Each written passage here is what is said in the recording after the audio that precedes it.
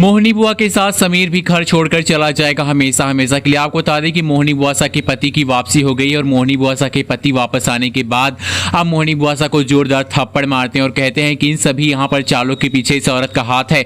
इस औरत ने ही यहाँ पर इस पूरे घर में आग लगा के रखी है, सबकी जिंदगी तहस नहस कर दी, बर्बाद कर दी। रानी बनने के लिए इसने पता नहीं कितनी सारी चालें चली और यहाँ तक कि मुझे भी इस राजमहल से बाहर कर दिया था। मैं वापस आया हूँ, इस औरत को इस घर में रहने नहीं दूंगा, इस औरत को इस घर से निकाल कर रहूंगा। और राजमहल से जैसे ही हाथ पकड़ के यहाँ पर बुआसा को बाहर निकालने चलते हैं, फूफा सा बीच में आ जाता है समीर और कहता है कि आप हमारी बुआसा को इस घर से बाहर नहीं निकाल सकते हैं। अगर बुआसा इस घर को छोड़ेंगी तो हम यानी कि यहाँ पर समीर भी इस घर को छोड़कर चले जाएंगे।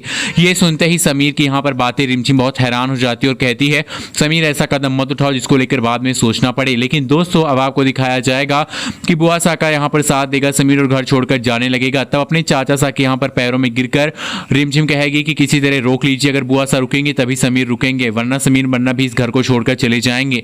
समीर बन्ना ने आपकी अनुपस्थिति में इतने दिनों तक इस राजमहल को संभाला है और राजगद्दी को संभाला, इस राज्य को संभाला है। आप इतनी आसानी से समीर बन्ना को इस घर से जाने नहीं दे सकते हैं। अब ये सुनने के बाद रिमझिम की बातें यानी कि हम यहाँ पर जो बुआसा के यहाँ पर पति हैं वो रोक लेंगे और कहेंगे इस औरत को हम इस घर में इसलिए रुकने देंगे कि इसको यहाँ पर सज़ा काटनी पड़ेगी, इस औरत को यहाँ पर नौकरानी वाले काम करने पड़ेंगे। मोहिनी बुआसा यहाँ पर दूसरी चाल चलती है और सोचती है एक बार मैं इस राजमहल में रुकने के मौका मिल जाए, उसके बाद तो मैं राजमहल में ऐसी ऐसी चीज़ें करूँगी कि सबके होश उड़ जाएंगे।